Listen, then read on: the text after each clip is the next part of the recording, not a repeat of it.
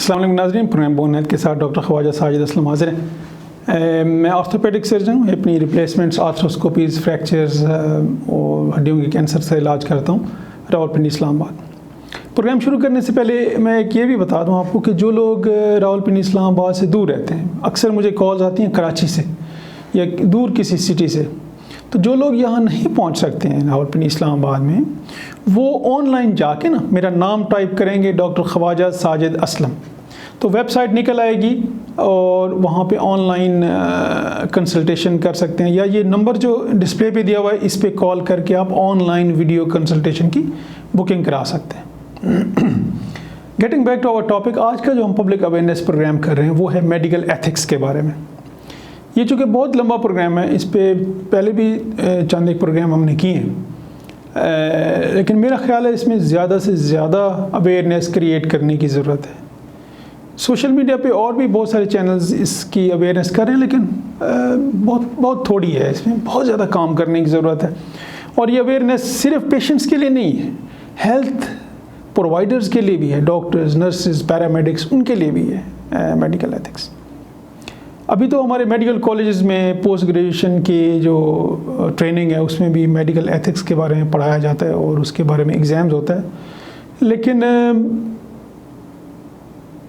ज़्यादा कुछ करने की ज़रूरत है इस बारे में। तो क्योंकि ये लंबा टॉपिक है तो हमने इसको दो प्रोग्राम में डिवाइड कर लिए। पहले पार्ट कर लेते हैं हम कि पेशेंट्स की क्या जिम्मेदारी है, पेशेंट्स के क्या राइट्स हैं मेडिकल एथिक्स में, पेशेंट के क्या मेडिकल एथिक्स हैं।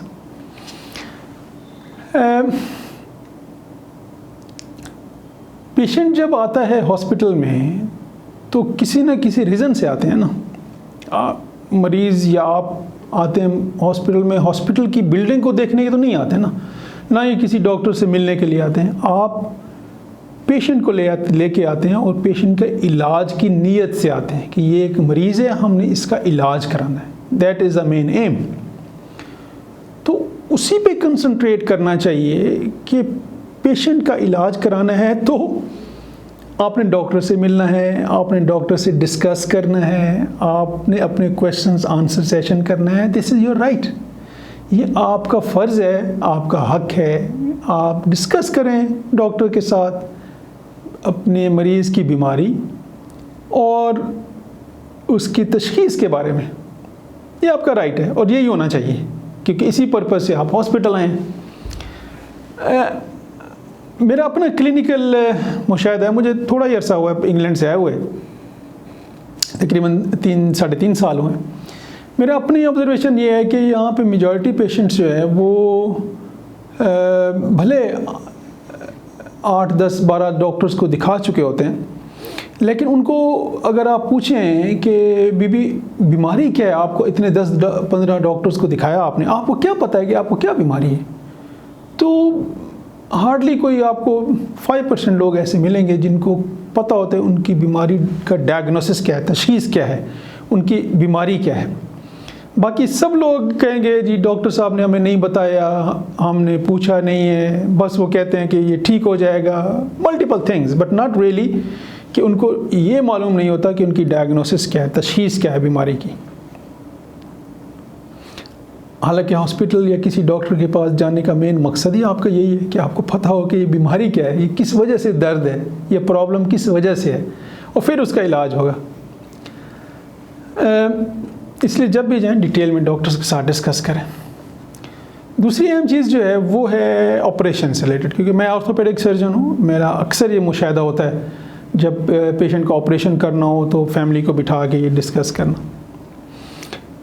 अक्सर पेशेंट या उसके अटेंडेंट्स का ये जवाब होता है, डॉक्टर साहब जैसे आपकी मर्ज़ी। अच्छा, मैं इस पे हैरान होता हूँ कि जैसे मेरी मर्ज़ी, उसका क्या मतलब है। मेरे किसी भी डॉक्टर की किसी पेशेंट के साथ रिश्तेदारी तो नहीं होती है, फिर डॉक्टर ने तो डिसाइड नहीं करना होता है कि मैंने इसका इलाज करना है या नहीं करना है, वो तो पेशेंट ने डिसाइड करना है ना कि मैंने जी ये ऑप्शन ऑप्ट करनी है, मैंने प्लास्टर लगवाना है, मैंने ऑपरेशन कराना है, मैंने ऑपरेशन नहीं कराना, वो तो मरीज़ ने डिसाइड करना है ना। डॉक्टर का जो काम होता है ना, स्पेशलिस्ट का काम होता है, कंसल्टेंट का, वो होता है आपकी बीमारी की तशख़ीस करना, डायग्नोज करना, आपको प्रॉब्लम क्या है और आपको उसका इलाज बताना। इलाज के पॉजिटिव नेगेटिव, क्या उसके फ़ायदे हैं, क्या उसके नुकसान हैं, वो आपको बताने, आपसे डिस्कस करने, आपके सवालों के जवाब देने। प्रायोरिटी बताना कि बेहतर इलाज ये है कि आप ये ऑपरेशन करा लें, सेकंड आप प्लास्टर लगवा लें। फिर आपने डिसाइड करना होता है, मरीज़ ने डिसाइड करना होता है कि हम ये इलाज, ये ऑप्शन करना चाहते हैं या ये इलाज नहीं कराना चाहते हैं या किसी और जगह से कराना चाहते हैं। आपने डिसाइड करना होता है, किसी डॉक्टर ने डिसाइड नहीं करना होता है। और मेक श्योर करें कि आपको सारी चीज़ें समझ आती हैं। जब आप कंसेंट फॉर्म साइन करते हैं ऑपरेशन के लिए, कागज़ साइन करते हैं, तो ये मेक श्योर करें कि आपको सारी चीज़ें जो उसके ऊपर लिखी हुई हैं वो समझ आ गई हैं, आपने पढ़ ली हैं, आपने डिस्कस कर ली हैं जो चीज़ें आपको समझ नहीं हैं, तब आप साइन करें उसके ऊपर। सबसे अहम चीज़ है इन्फेक्शन का, कि जी हाँ जी हमें तो बताया नहीं, डॉक्टर साहब ने ऑपरेशन गलत कर दिया, अभी इन्फेक्शन हो गया। तो भैया ये तो कंसेंट में सबसे पहले नंबर पे लिखा होता है कि इन्फेक्शन के चांसेस इतने हैं, इन्फेक्शन हो सकता है। दुनिया में कहीं पे भी ऑपरेशन करा लें, कोई भी ऑपरेशन करा लें, इन्फेक्शन के चांसेस होते हैं, वेरिएबल होते हैं, कहीं ज़्यादा कहीं कम, लेकिन इन्फेक्शन के चांसेस होते हैं। Is one of the thing कि आपको डिस्कस करना होता है डॉक्टर्स के साथ और फिर आपने कंसेंट साइन करनी होती है। दूसरी जो सबसे अहम चीज़ मैंने नोट की है हमारे माशरे में, वो है प्राइवेसी। आइडियली मेडिकल एथिक्स ये हैं कि मरीज़ की बीमारी का डिस्कशन या उसकी डायग्नोसिस, ट्रीटमेंट सिर्फ मरीज़ के साथ डिस्कस की जाए और मरीज़ बताएगा कि मेरे जो शौहर हैं या मेरी बीवी है उसको भी बता दें, वो कंसेंट देगा, वो मरीज़ बताएगा। ये नहीं है कि ताए का बेटा आ रहा है, डॉक्टर साहब जी क्या हुआ जी, और फिर फुफड़ आ रहा है, वो कह रहे हैं थोड़ी देर बाद डॉक्टर साहब क्या हुआ है इसको। इस तरह नहीं होता है, ये एथिक्स नहीं है, ये कॉन्फिडेंशियलिटी होती है, राज होता है मरीज़ और डॉक्टर के बीच में। मरीज़ और डॉक्टर को सिर्फ पता होना चाहिए, या मरीज़ कहे कि हाँ जी मेरे आप बेटे को बता दें। मरीज़ की इजाज़त के बगैर किसी को नहीं बताया जा सकता। आप अस्पताल पे डॉक्टर पे चढ़ दौड़ें, उसे कहें जी आप हमें बता नहीं रहे जी, देखा नहीं किसी डॉक्टर ने। मेरे अपना मुशाहिदा है, मैं मरीज़ को बता के आता हूँ, उसके शौहर को, बेटे को डिटेल में, 5 मिनट बाद उसका कोई और कज़न या कोई और चाचा ताया आता है, वो आके पूछना शुरू करता है, फिर मुझे अलग से बताना पड़ता है, फिर 10 मिनट बाद एक और रिश्तेदार आ जाता है।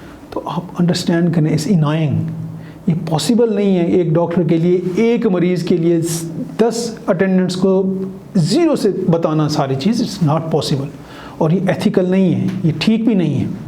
हाँ, आपके पेशेंट इजाज़त देते हैं, आप फैमिली मेम्बर इकट्ठे हो जाएं और वो एक ही दम सारी चीज़ें आपको एक्सप्लेन कर दें, जो बाकी जानना चाहते हैं वो आपसे जानें। एक डॉक्टर के पास पूरे दिन में एक मरीज़ नहीं होता है कि उसी के साथ बैठे सारा दिन और जो रिश्तेदार आता जाए उसको बताता जाए।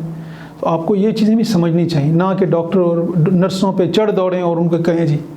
आप ख़ुद अंदाज़ा करें अस्पताल में कितने मरीज़ होते हैं पूरी दुनिया में, पाकिस्तान की बात नहीं है, पूरी दुनिया में। हॉस्पिटल्स ओवरलोडेड हैं, नर्सेज डॉक्टर्स ओवरवर्कड हैं। ये नहीं है कि वो बैठे रहते हैं और मरीज़ जो है ना बहुत ज़्यादा मरीज़ होते हैं। तो इसलिए इसको आपको भी इतना शऊर, इतनी अवेयरनेस होनी चाहिए कि इसको कैसे टैकल करना है। ये चंद एक चीज़ें हैं, इसके बारे में और भी हम प्रोग्राम करते रहेंगे ग्रेजुअली स्लोली। अपना और अपनी फैमिली की सेहत का ख्याल रखिएगा। डिस्प्ले पे मेरा नंबर है, किसी ने कॉन्टैक्ट करना है, you are welcome. Thank you.